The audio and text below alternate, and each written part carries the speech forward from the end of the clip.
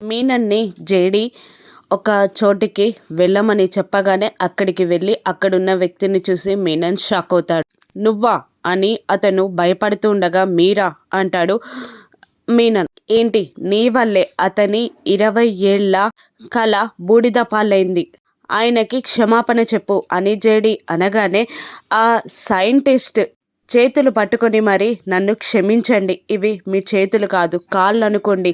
మీ 20 ఏళ్ల కష్టం వేస్ట్ అయినందుకు నన్ను క్షమించండి అని మీనన్ వేడుకుంటూ ఉంటాడు. అలా కాదు ఆయన ముందు మోకాళ్ళ మీద కూర్చొని క్షమాపణ చెప్పు అని జేడి అనగానే జేడి అని అంటాడు మీనన్. పక్కనున్న కేడి ఛీ ఫోన్ స్విచ్ ఆఫ్ చేసి పడేయ్, పీడ పోతుంది, లొల్లొదులుతుంది అనగానే చేస్తా అని అంటూ ఆ సైంటిస్ట్ ముందు మోకాళ్ళపై కూర్చొని నన్ను క్షమించండి మీ 20 ఏళ్ల కష్టాన్ని వృధా చేసినందుకు అని వేడుకుంటూ ఉంటాడు. ఇక అతను ఆశ్చర్యంగా చూస్తూ ఉంటాడు. జేడి అయిపోయింది కదా నా యాంటీడోస్ అని అడుగుతుంటాడు మీనన్.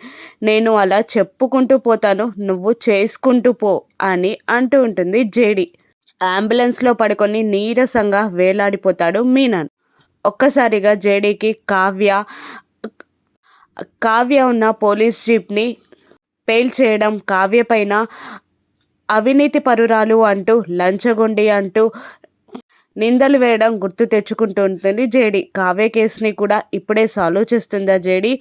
యాంటీడోస్ మీనన్కి ఇస్తుందా, చంపుతుందా? రాను ఎపిసోడ్స్లో చూద్దాం. Thank you for